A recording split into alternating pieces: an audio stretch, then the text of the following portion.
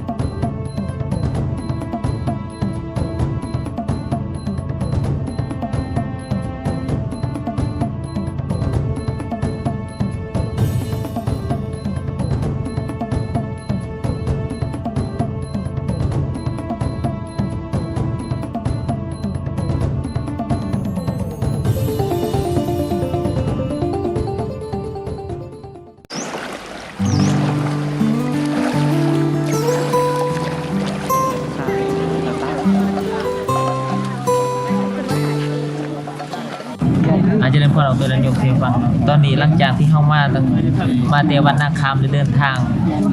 ไล่สุโมงเติบเด็กในตอนนี้ก็ได้มาฮอดที่เสื้อปลาริเวอร์ไซด์เนาะเป็นซึ่งเฮาถึงเนี่ยไปเท่านั้นเดี๋ยวจะเป็นเพื่อมีสองลำแล้วที่เฮาจะขึ้นไปเพื่อจะไปสู่ตาดซาว่าเนาะซึ่งในขณะที่เฮาเดินทางเราก็จะได้มีการฟังเทศถวายอาหารยันโยมที่ก็จะถวายอาหารแล้วก็จะได้สั้นเข่าพิธีลองเพื่ลองนำเงืมสั้นเข่าพร้อมแล้วก็ก้อนหอดจุดไม้กับพอดีแล้วที่สมควร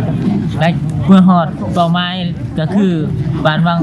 หอดหมู่บ้านและหอดบ่อนที่เราจะขึ้นไป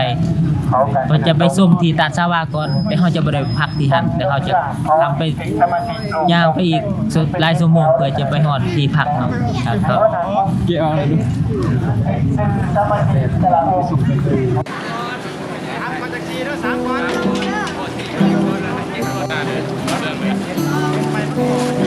สีแดงเด้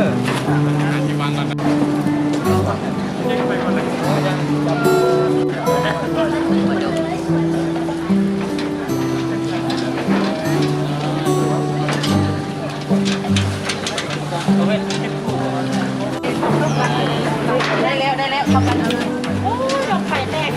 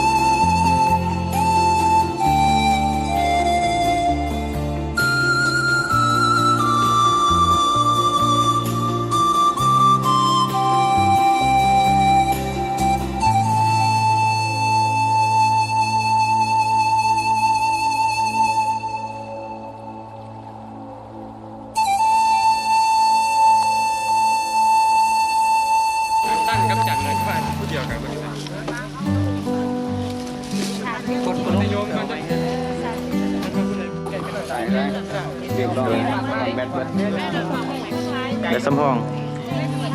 หลังจากที่เฮาได้สันพัตตาหารอยู่ที่อ่างน้ำเงินเป็นที่เรียบร้อยแล้วตอนนี้เฮาได้มาถึงตีน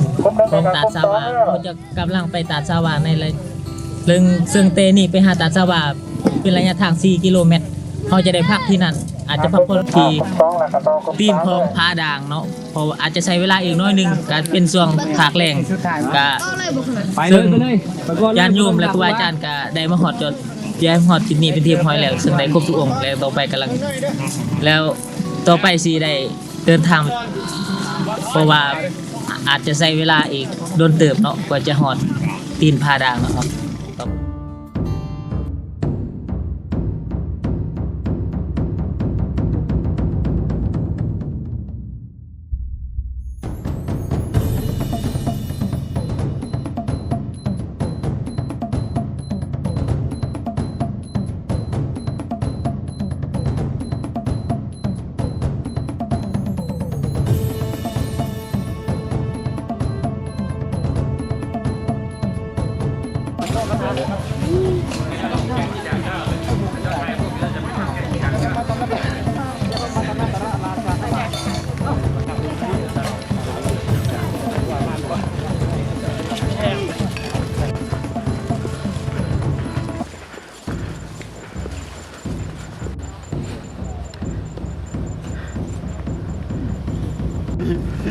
มาตายก่อนกับ เป็นได้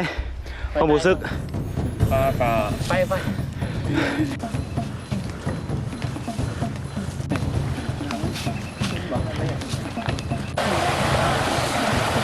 โอ้เย็นๆ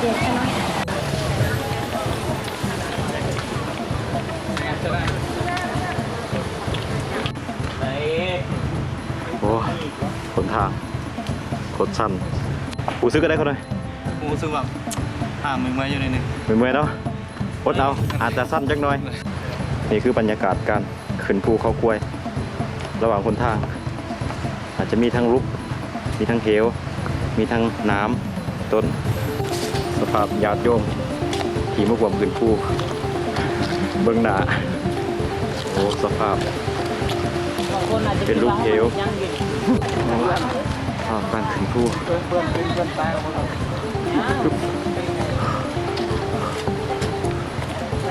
ไปได้หลังจากขึ้นมาบักโดน มึงเลย ไม่ผู้ซุป ประสบเมื่อประสบ สำหรับบรรยากาศเนาะแต่บรรยากาศดีอยู่แต่ทางมันอาจจะบ่ดีแต่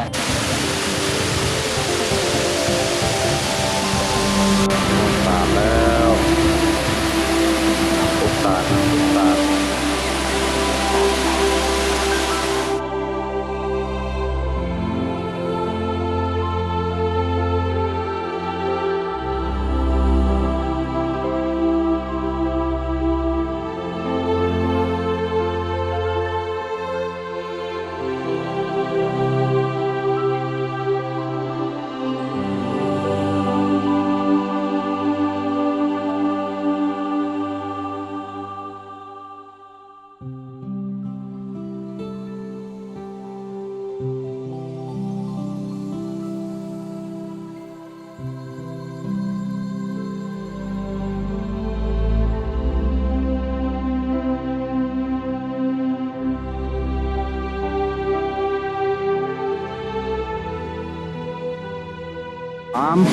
าะก็ได้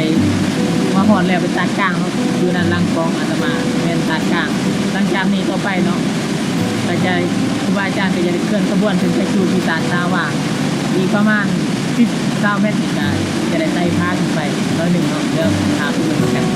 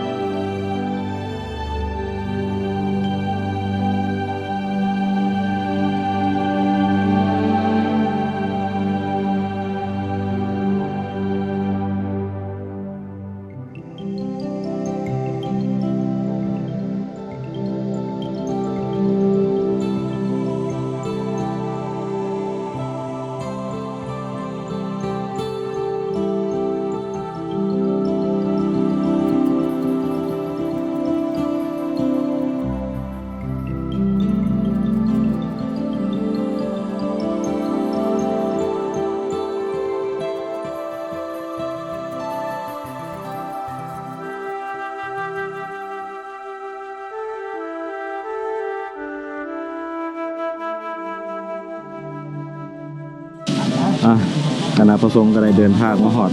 หน้าปราบชาวว่าเป็นทีเรียบร้อยแล้วเนาะ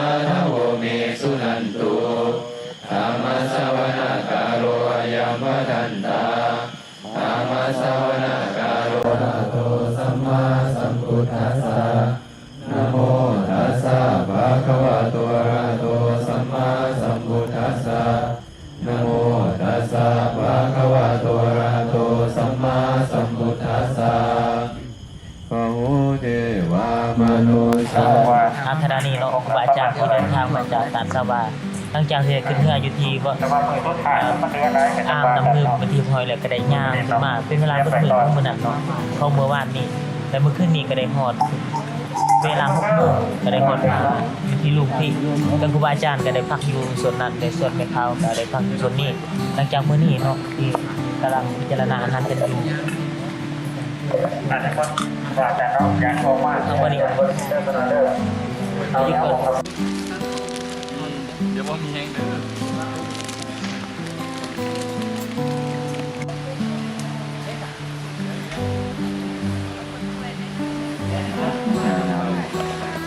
ว่าจะเก็บรายงาน หลังจากที่ได้สั้นจากสั้นมาที่นี่เนาะก็จะได้เดินทางเป็นตีนภูผาด่างซึ่งระยะทางก็หลายกิโลประมาณ8เส้นทางขึ้นเขาอีกเนาะเป็นทางสั้นแต่ครูบาอาจารย์ก็จะพยายามไปฮอดมื้อนี้แล้วค่อยจะได้เป็นสถานต้นโพอีกต้นหนึงองค์หนึงเนาะแล้วก็จะได้ไปบูชาต้นโพอยู่ที่นั่นมีไว้แล้ว3องค์หลังจากนั้นก็จะประกอบอยู่ที่ตีนผาด่างจากนั้นจะได้เดินทางต่อไปไปถึงสู่ตีนผาใดเนาะ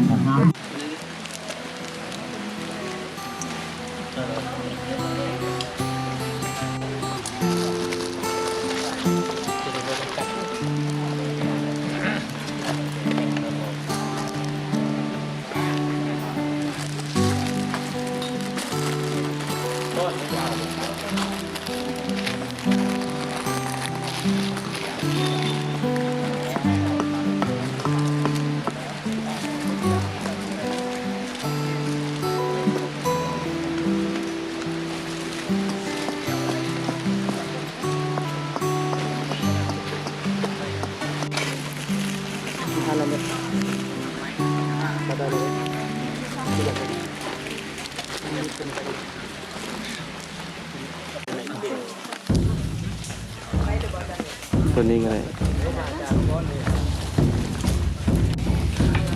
เดี๋ยวอาจารย์มาเปิดมุมนั้น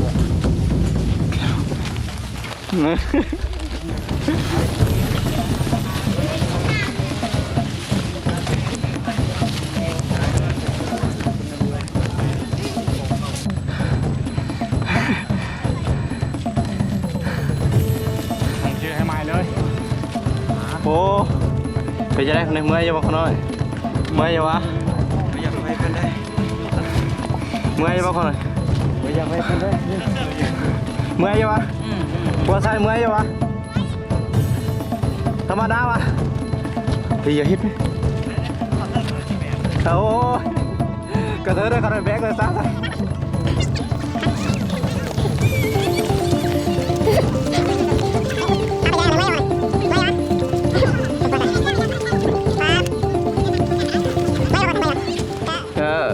เอาสบายไหมเฮ้ยเวลาจะขึ้นภูเขาควายก็ต้องยอมรับสภาพความเป็นจริง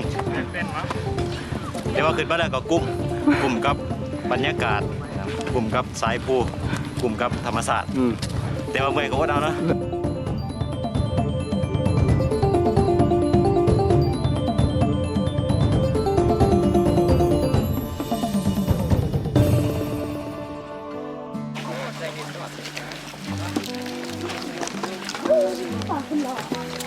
พักบ่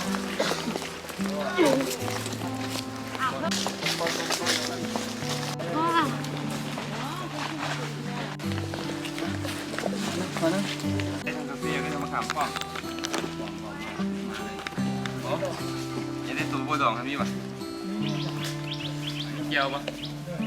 เจียวขนาดต่ำบางอย่าง มาเวทป่ะ เจียวมันจะดิบไหม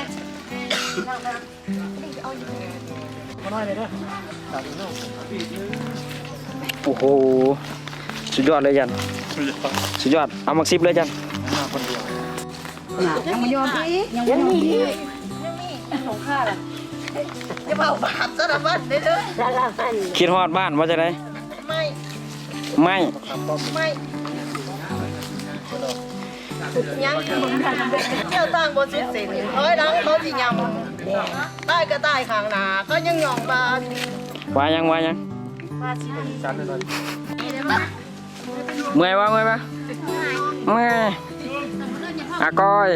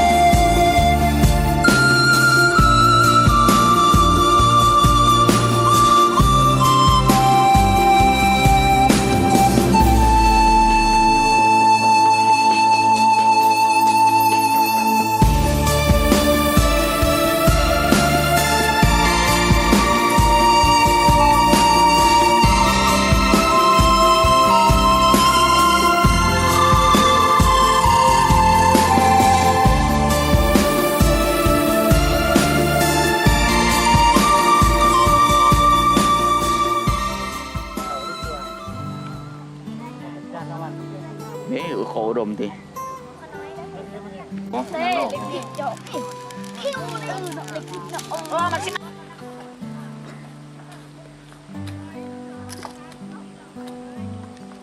เลิกถูกเองจะหล่อนจะไปล่างเลยจะ โอ้นายแบบ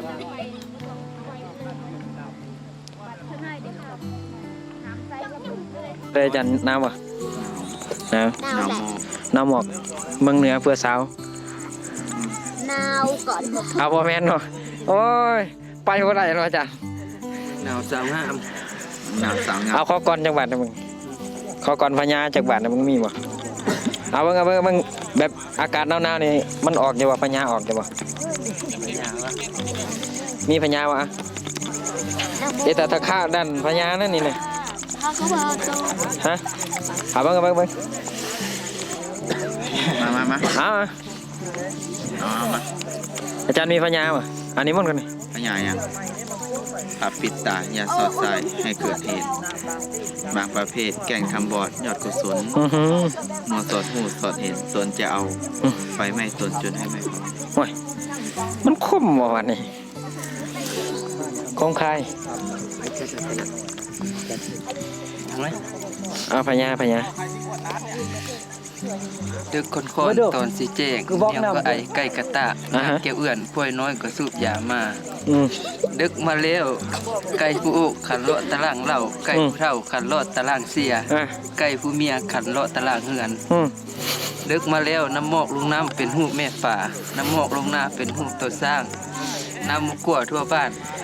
เป็นชุมเฮามาใบฝะสวนมนต์ ออกเสยขนาดหนาวก็ในปูไม่ได้เลยนี่โอ้โห นี่ยัง พวกหนาเสียว่าสิหนาวโตใหญ่ มันบ่เกี่ยวกับหุ่นได้ ว้า หนาว คือว่ามัน แต่ก็หนาวกายก็พออยู่ได้อยู่เนาะ หนาวกายยังพูดได้ หนาวใจ บ่โอ้เอาคือบ่ต่อเลยฮะโอ้หนาวยังไงก็ต่อนะไว้อยู่บ่ ก็คักนั่นก็พอไหวอยู่ บ่ เป็นย่างตัวเนืองแล้วมัน ถ้าพี่นาเพิ่นจัดได้ยินสิมาบ่ ย่างบ่ได้มา โอ้ฆ่าเลยโอ้อ่า สุขภาพมันบ่ได้คือแม่อันนี้เพิ่นเคยแต่น้อยเพิ่นว่า ว่า น้อย จักปีเลยไหมยายบอกให้เพิ่นฟังหน่อยให้เพิ่นได้ยินอีกครั้งหนึง เพราะว่าเพิ่น2แล้วก็น้อย72เริ่มเรียนแล้ว เพิ่นอยู่กับน้ำพุเลยค่ะนะ ฮะ เพิ่นอยู่น้ำพุเพิ่นเคย เอาอยู่พุ่นบ่ได้ขึ้นผู้บ่ บ่ค่ะนะท่องเพียง เอาคนทางใด ขนาดสวรรค์ คนสวรรค์โอ้พุ่นน่ะ ผู้มันไปขึ้นมาจากใต้ที่ค่ะนะ อยากตายเขาบอกคำเดียว ถ้ามันใจจะขาดเลย มัน บ่มีแห้งโยกขาด กะแม่นเล็กผู้ว่ายังมันปั่นเลยนะ ขนาดบ่ปั้นแต่มันบ่มีแห้งโยกนี่ บ่ น้อยมันบ่มีแห้งผู้ดึงยังลุกบ่ได้นะแต่พักมันก็ไปได้อยู่ บ่น่าเสียว่าสิฮอดนะบัดมาฮอดแล้วอันรู้สึกจะได้มันมาจุดที่ว่าเกิดว่าใส่พลังบักแห้งๆมันมาฮอดจุดที่แล้วรู้สึกจะได้ ชุดมีแห้ง มีแห้งโอ้มี มัน แห้ ได้ ง พักผ่อนมีแต่มีแห้งอยู่ มันกาย ป้าพี่น่ะโอ้เป็นจังได๋รู้สึกจังได๋ ดีใจขึ้น เอาถ้ามีเขาเจ้าจัดงานให้สิมาบ่ มีโอกาสก็จะมา โอ้ยว่าเลยเด้อสิจื้อหน้าเลยทางใดนี่คนทางใดปากลายเนาะโอ้ไปปากลายได้แต่มื้อนั้นเนาะได้พอกันอยู่ประจักษ์ได้พออยู่เนาะแต่เพราะว่าบ่จื้อนะบ่ โดยจือ ซื้อจังได๋ ขนอยซื้อเซ็กเพียน แสงเพียน อันนี้เอาไปดี โอ้ไม่ออกใจดีโอ้เพิ่นถามเลยเพิ่นมีคำถามเลยเพิ่นมีคำถามอาจารย์เอิ้นไม่ออกใจดีบ่แม่นอาจารย์เราตั้งชื่อให้บ่อาจาร เป็น ย์ แล้ว ตั้ เป็ ง นด ชื่ ว อง ใจเพชร เราอาจารย์ใส่ใจดีก็เลยใส่ใจดีนะเพื่อน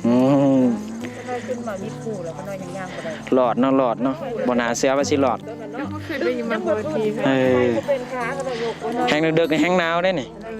ดึกๆแห้งหนาวขนาดว่าอันนี้ได้ปูสาดซื่อๆได้นี่ปูสาดยังหมอกมันจับเลยนี่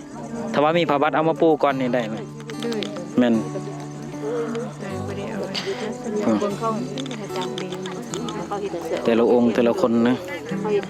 โอ้ อันดีนะขาก็น้อย โหโตตึงอยู่นี่ผู้ใดบ่มีโตตึงอยู่บ่ ตัวตึงก็72นี่แหละ โอ้ย72ลายสุดเลยบ่72นี่ น้อยเต็งตัวเต็งเลยล่ะค่ะน้อย โอ้ตัวเต็งทางไฟขาวเลยนะเรือนนั้นไม่แต่50ปลายมา ขึ้นฮอดก้อนหมู่อีกอันนั้น โอ้เสียใจ ยอมรับก็หน่อยนึงเป็นอาจารย์ ยอมรับเป็นอาจารย์เลย ยอมรับเป็นในการเดินเลยแล้ว เออไปจะได้แบงลิน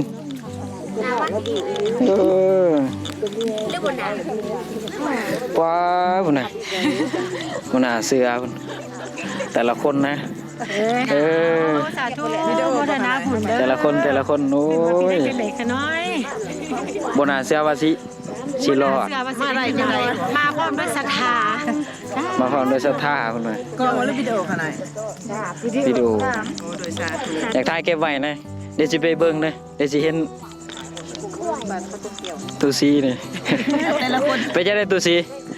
ก็เมื่อยใจเมื่อปีที่หลายมันมาจังซี่แล้วก็ดีใจคันน้อยเห็นพ่อแม่ครูอาจารย์ล่ะน้อยเห็นก็ได้รู้ว่าได้หยังก็ตัวเงินเด้เรื่องตาได้เข้มฝึกความอดทนกันนะให้มื้อฝึกความอดทน ส่องอยู่ลุมคือว่าบ่แม่นอันนี่ล่ะ ขึ้นมาแล้วกันเอาอยู่ลมนี่อาจารย์โฟตลอด เออ มาแล้วป่านได้ขึ้นสวรรค์ สาธุเอาถ้าเพิ่นจัดเองสิขึ้นมาอีกว่าเริ่มแล้วเริ่มค่าแม่นวะเริ่ม บุญวาสนาแล้วแต่ คือสิค่าก ำลังวาสนานี้สิขึ้นมา โอ้แม่ออกซื้อยังได้บอกให้เพิ่น ยอกพี่ แม่กวีสิจื้อเด้อถ้าว่า ถ้าบ่มีบุญวาสนาขั้นตอนกันด้วยกัน สาธุ เครื่องมาหลายแล้ว สาธุเพิ่นเอาเครื่องลายเพราะว่าเพิ่น สุดพุดเด้อทางเนี่ยมันนั่งสังขารนี่แหละค่ะมันหุ่มพอสังขารนี่นี่ แต่ละคนนะเฒ่าเลย เท่าหมดแล้ว เอาเบาถืออยู่บ่ เท่าเลยจะขานขึ้นได้อยู่เนาะเท่ายังสามารถขึ้นเท่าเลยคือครอบครัวเลยเต้อ บ่หน้าเสือนะ อันนี้ไม่ออกวันน่าเสือนะปากลาย แมวปากลายโอ้ปากลายมาไกลนะมาไกลนะนี่ ผู้สาวเรือหน่อย ฮะ ผู้สาวเรือหน่อย ผู้สาวเลื่อนหน่อย ลูกผู้ที่มันมาแต่เซโนวันเซโนพุ่นน่ะเนาะสวรรค์เซโนพุ่น โตตึงนะลายอยู่ได้พุ่นโตตึงลายอยู่ แต่บ่มีผู้ใดสู้ไม่ตู้เข็มอุตส่าห์เป็นห่วงเพิ่นปีนนั่นโอ้ยไม่ตู้เข็มสิไปจังไดเด้อที่แท้เพิ่นไปนั่งก่อนเลยโอ้ย มาช่วงนั้นเองช่วงแม่นมื้อสิกาเบิ่งได้มีแม่พิมพ์อู้สุดยอดเลยเด้อสองเทื่อนี่แหละนี่มานี่น่ะสองเทื่อแล้วยกเป็น บ่น่าเสียเพิ่นว่าสิบ่ไปเลยเด้เพิ่นว่าสิบ่ไปเลยนั่นถามเพิ่นอยู่ ว่าแล้วมีขายผู้ซื้อน่ะอลันอาจารย์แซมค่ะขน้อยมีที่ไปที่ว่าขน้อยบุกปากเลยสุดยอดเลยว่าน้อยบุโตคนเลย หยุดสิจะอดทนนะ เก่งหลายคนสาธุขนาดพื้นนี่มีแต่ความอดทนจะต้องอดทน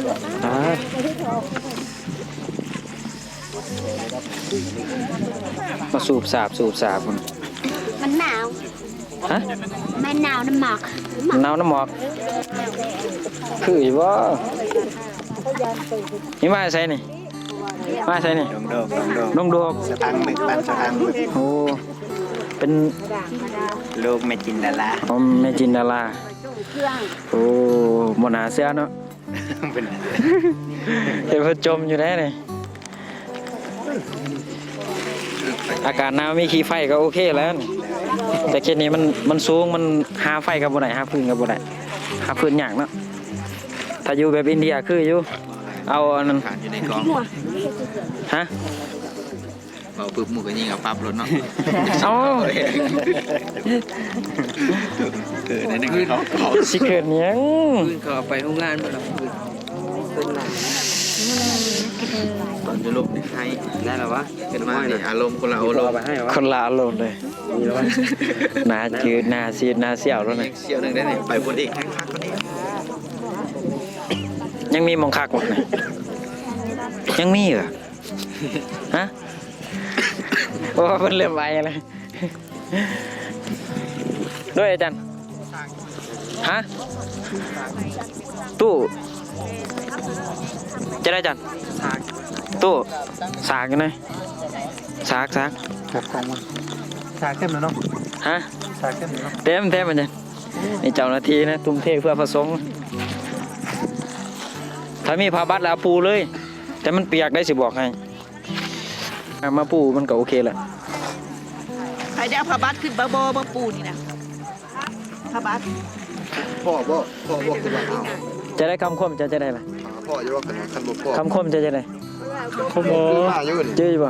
ขั้นสิไปทางหน้า บ่แม่นยังไง พูดจะรู้ เดินทาง เดินทางไกล บ่แม่นเดินทางบ่สุดเส้น ทางสุดเส้นเดียวหลังให้เขาด่า อีกยังอีกต่อนี่ ชูกับพื้น ภาษาป้าเมียมา บ้านจวดนี่นั่งจุดออกอยู่บูม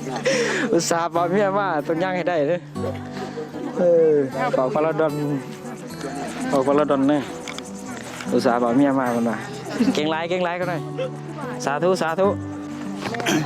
อีสังสิแม่นั่นเนี่ย 10แม่น้ำ3แม่น้ำก็สิโทรหา10ผู้ย่านผากสิทางทางด้าน10ผู้พากันตนค่อยกสิบอกกันบ่แม่นบอกบ่เกี่ยวคันแม่นซิ่วบ่ได้แต่งกันตกตกขนาเสื่นพาลง โอ้โห มีเป็กเลยรุ่นไหนก็ไม่รู้เป็ก คม รุ่นเดียว อยู่คุณกันคุณ ไหนเอามาแลกกับเปลี่ยนกันไฟเมื่อกี้ครับไฟนี้ไปเติมแพง ตัวนี้ครับอาจารย์ จะเดินโซเล่มันไปยังไงเนี่ย ซื้อยังนี่ ซื้อแตงลิน ซื้อแตงลินโอ้โตตึงคนนี่หน่อยสุดในแม่ขาวว่าจะไหนว่าหน่อยสุดในแม่ขาวว่าบ่แม่นเนาะมีไอ้จัวตันว่ะบ่แม่นพอขาตันเนาะ มี มาจากเทืออะไรสองเทือรู้สึกจะได้ รู้สึกดีใจ ดีใจ เลย ได้บุญอยู่บ่ ได้ อยู่ใส่แต่งลินนะแต่ละองค์บ่ เจริญพรออกตัวหยาดโยม บ่มีตีเขาน้อยนะตอนนี้นะบ่มีญาติโยมนะเลยนะเขาน้อย ก็หมูซึกเนาะหนาวสุดๆก็ หนาวถามมาทุกคนมีหยังคนมีหยัง ใจอากาศ ใจละกันเอาบ่มีผาบ่มีหยังบ่เขาคมบ่เอาบ่ โอ้สำคัญคือการเตรียมตัวให้พร้อมน้ำอาหารการกินแห้งไก่แห้งใจอุปกรณ์ต้องครบ โอ้ พร้อมทุกอย่างเสียมชาขิงหัวสิงไข่ โอ้โห เขาเสือกฟางเศษเลยนะ อิหยัง คอนเทนต์เสือกฟางเสือกฟาง อยู่ไสล่ะ ตัวที่คุณบามัดเรือนน่ะ มันเหลือ เลยมีบ่ มีอยู่กระท้องคนนั้นก็มีนี่ บ่เขาไหนสิตัดเอาตัวนั้น อยู่นี่ก็ได้คนนั้นจะให้มันยาว สั่นๆเลย ได้แต่อยู่นี่ก็ได้นะตัดเอาอีกไหมโอ้โหแต่ละองค์นะแต่ละองค์บ่ธรรมดานะ ยังโดนมันที่ไม่ผ่าน อ๋อใกล้ๆแล้วก็หน่อย ให้ครูบาอาจารย์เพิ่นยังบ่พอบ่นะสานนท์ถอยลงยืนขึ้นก็ได้ถอยไปหลายๆยังหลายอยู่ถอยลุ่มๆเลย โอ้มันเปียกสิจังได๋กันน่ะ ฮะ มันเปียก เปียกก็ได้นั่งตามเปียกเลย โอ้โห เอากุศลเป็นใหญ่ อื้อหือ ได้มาแล้วก็ให้คุ้มค่า คุ้มค่า ถ้าผู้ได้ที่มาแล้วก็นั่งเลยเด้อกันเลยเด้อจนนั้นมันสิลงเลยเวลาสิลงเลยเวลา เมื่อกี้พี่ตาแสบแต่จัง ไหว้พระเพิ่นมนต์ของเฮากัน โอ้ ผู้ใดที่มาก็ มียังไง นั่งเลย ไหนบังรักเอาคือบ่คุ้มค่า อันนี้แหละนี่อยู่ในครูบานี่ได้มากันนั่งเลยเด้อกันเลยเด้อเลย ขอกาดไกลหน้าไกลตาเด้อคั่นน่ะเด้อ โอ้เดี๋ยวที่ยังไม่ได้นั่งเลยจะรีบถ่ายไปไหนเอาที่มันน่าเริ่มใสหน่อยสิครับ หายเจ้าของบ่ เบิ่งแต่ละองค์โอ้เหลือแล้วเริ่มใสว่าเฮ็ดได้จังได๋ กุ้มเลย อาจารย์อยู่กลุ่มไหนอาจารย์ กุ้ม7กันหน่อย กลุ่ม7 ด้วย ป้าจังเป็นเก่งแต่เนาะน่าเสือครั้งแรกมันว่าเขาหน่อย ด้วยครั้งแรกกันหน่อย ครั้งแรกปีหน้ามากกว่ามาก็เอากว่า ตามเพจกันหน่อย ตาม ตัว เพ จริง จ ตามเพจตัวจริง น่าจะลงคือเอือนนี่คือเอียนนั่นว่าเขาหน่อย กับโอ้โหเจอกับว่าดูตัวจริงก็สะดวกก็ได้มาก เด้อสาธุกันหน่อย ไม่เป็นไรครับ ไปจะได้อาจารย์ เขาได้เอาอันดอกไว้กันนะ อันนี้บ่เด้ออันใดที่มาทำมา ทางลงขนาดเย็นขนาดนี้แล้วเช้า มันน่าจะเปียกนะเขาหน่อยบ่มีผ้าบัดเดี๋ยวเปียกบ่เขาหน่อยเสร็จก่อนบ่ ท่านลุงมันเองไม่ใช่การปิดกับคืน เกือบถึงหนาอาจารย์ ลืมหาตัวยังวะ กูพาเลย ลืมเต้นจันเนาะ พาผู้นำมาอาจารย์โดย โอ้มาแล้วพี่ จะได้อาจารย์อ๋อ ซ้ายไปขวานะครับ อาจารย์มาแต่ใส่กัน 5 มาแต่ใส่ อาจารย์นั่นเลย อ๋อ พวกไหนครับ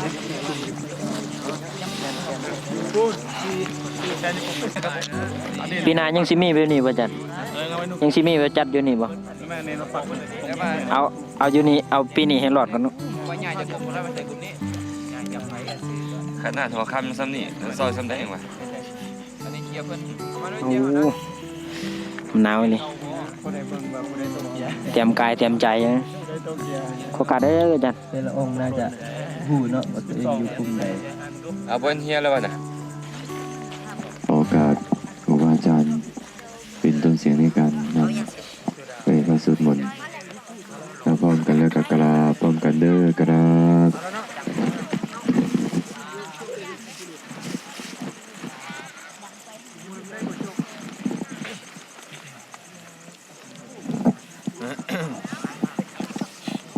อันธรรมยังสารพันเยนะพุทธมังคลาคาทายโยปานามาเสสัมพุทโธทิปาทังเสโธนิสินโนเจวามาจิเมโกนดัญโยปุพพาภาเกจาอาคาเนเยจาการสะโปสารีปุตโตจาทาคิเนอาราปิเยอุปาดิจาปัจฉิเมปิจานันโท